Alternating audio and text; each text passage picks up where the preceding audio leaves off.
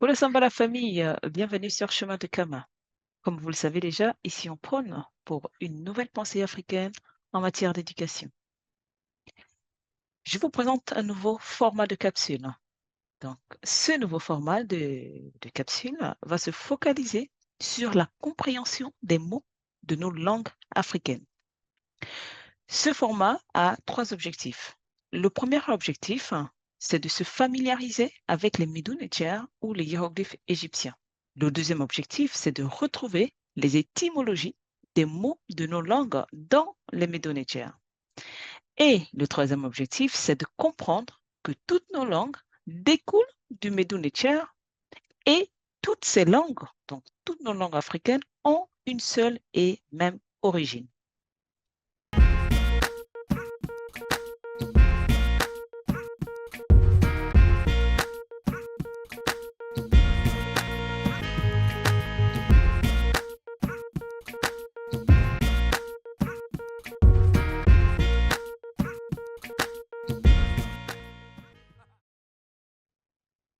Je vous propose sans plus tarder de passer à la graphie qui va faire l'objet de notre analyse. Avant tout propos, je souhaite vous rappeler deux citations de deux de nos illustres professeurs, donc le professeur Théophile Obenga et le professeur Cheikh Anta Diop. Il faut savoir que le professeur Cheikh Anta Diop disait que l'Antiquité égyptienne est à la culture africaine ce que l'Antiquité gréco-latine est à la culture occidentale. Et le professeur Théophile Obenga qui a dit au colloque du Caire de 1974 qu'il est acquis que pour relier deux ou plus de deux peuples culturellement, les preuves linguistiques sont les plus évidentes. Je souhaite vraiment répéter cette citation du professeur Théophile Obenga. Il est acquis que pour relier deux ou plus de deux peuples culturellement, les preuves linguistiques sont les plus évidentes.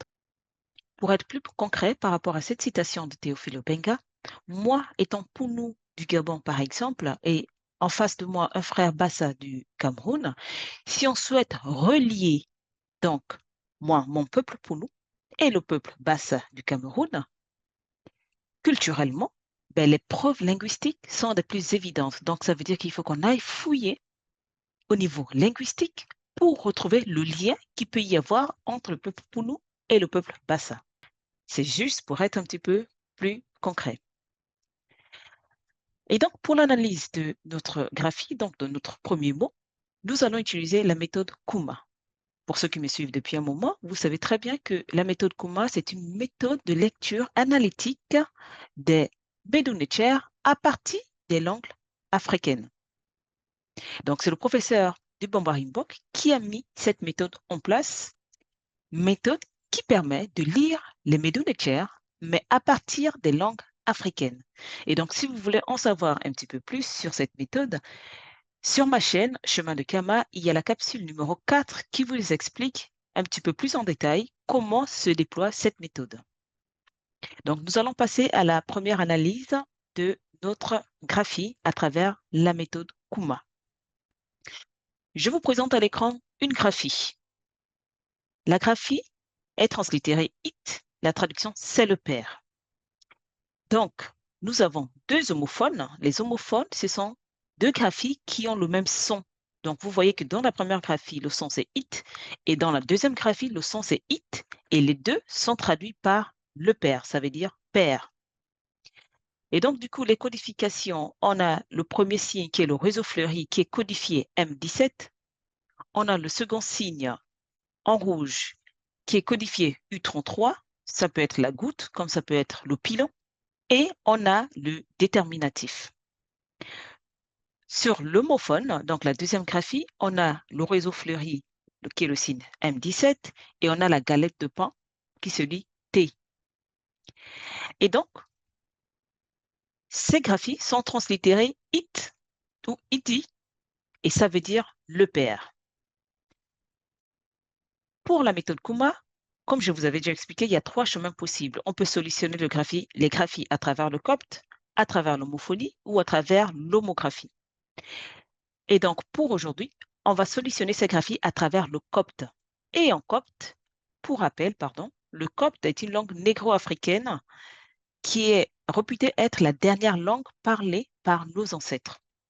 Donc, elle est quasiment morte aujourd'hui, mais elle a l'avantage d'avoir une forte documentation, en fait. Ça veut dire qu'on retrouve énormément de documents autour de l'étude du copte. Et donc, à la suite de Jean-François Champollion, lorsqu'il a déchiffré les hiéroglyphes, il avait préconisé de passer par le copte, mais ça n'a pas été suivi par les égyptologues occidentaux. Et donc, aujourd'hui, à travers la méthode Kuma, le professeur de Bambari-Bok fait ressortir ce chemin pour traduire les Médonésien directement.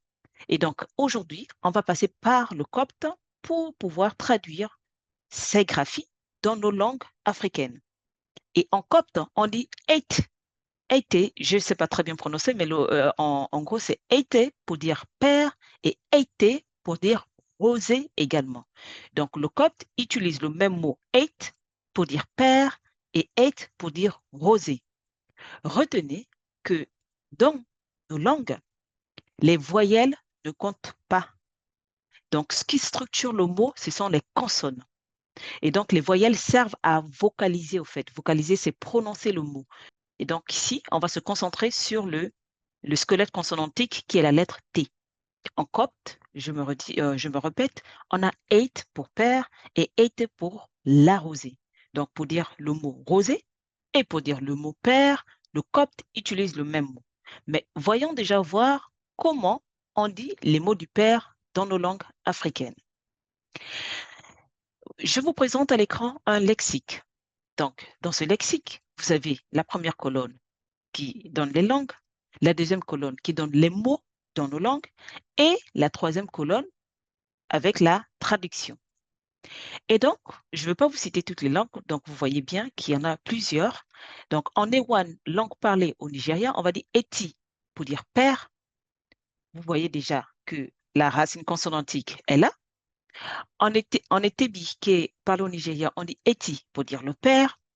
En Bassa, au Cameroun, on dit ta, ita ou tata pour dire père. En Bazo, on va dire ta pour dire père. En Lingala, on va dire tata pour dire père. En Ewondo au Cameroun, tita pour dire père. En Efik au Nigeria, ete pour dire père. En Gokana, Nigeria, te pour dire père. En Douala, tete pour dire père. En Fan au Gabon, taru pour dire père.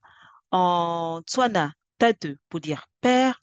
Et on observe une première mutation phonétique du T vers le D avec l'étone qui est parlé au Cameroun qui va dire tada pour dire père et le konzime qui va dire da pour dire père, le fali da pour dire père, le goudé dada pour dire père, une deuxième mutation phonétique avec le gabi au Tchad qui va dire ba pour dire père, le foufoulde baba pour dire père, le romo aba pour dire père. Je rappelle que le romo est parlé en Éthiopie.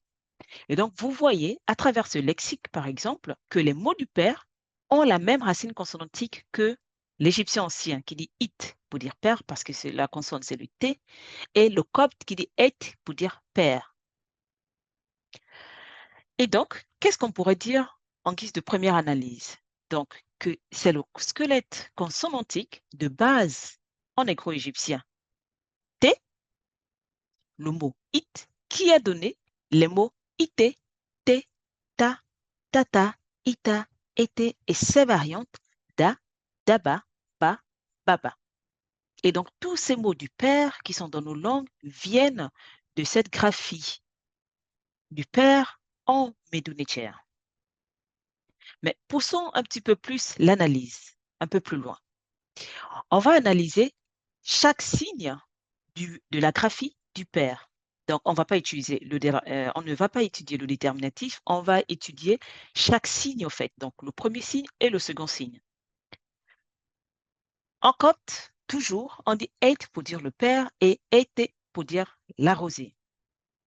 Ce signe est vu comme la goutte également. Mais c'est quoi la goutte?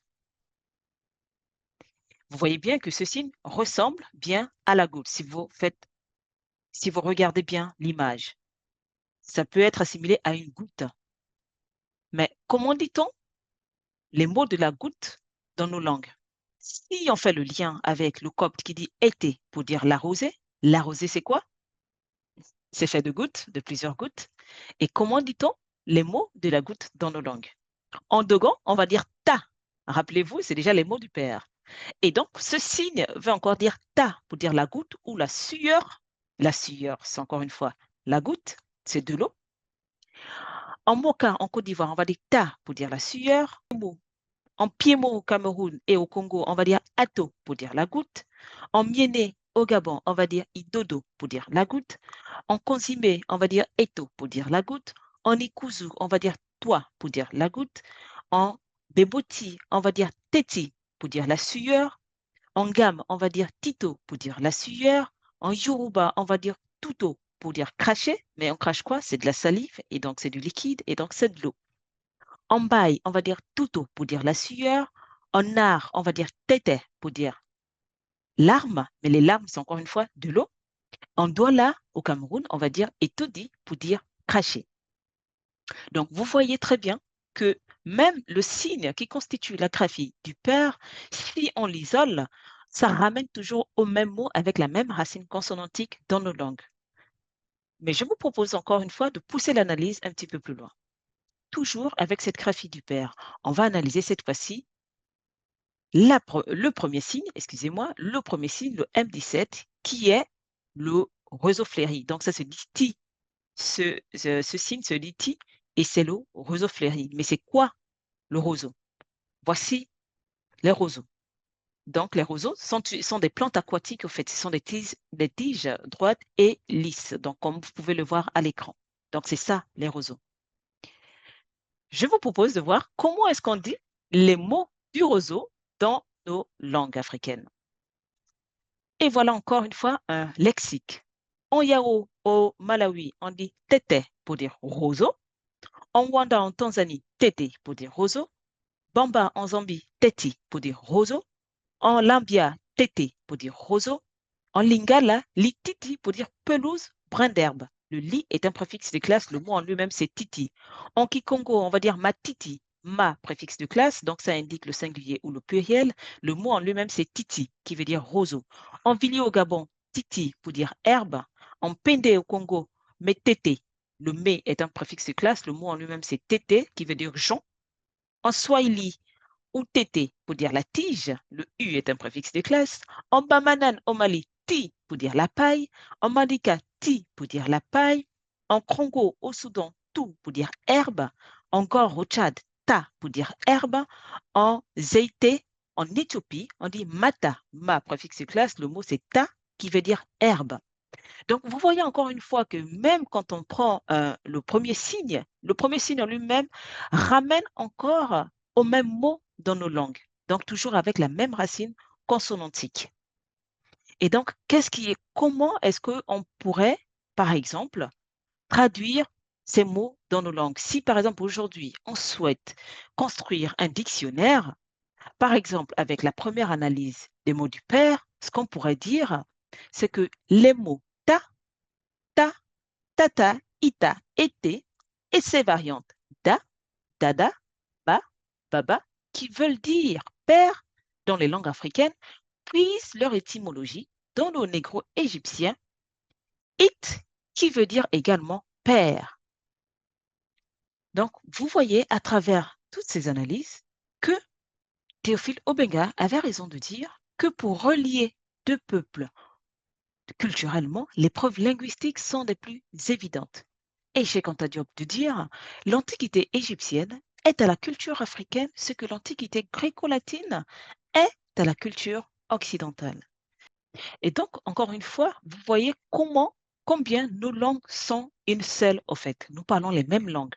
Mais en fonction des environnements de là où nous sommes, dans nos espaces géographiques, ben, les mots peuvent muter et changer à l'entendement. Mais nous parlons les mêmes langues. Lorsque nous rentrons au niveau linguistique, nous nous rendons compte que nous parlons les mêmes langues. Et donc voilà ce qui prouve l'unicité culturelle de l'Afrique noire. Je vous remercie de m'avoir suivi. Je vous propose de mettre dans les commentaires les mots du père de la rosée, donc du lexique que nous avons vu ensemble. Je vous dis ensemble, prenons notre héritage. À bientôt sur les chemins de Kama.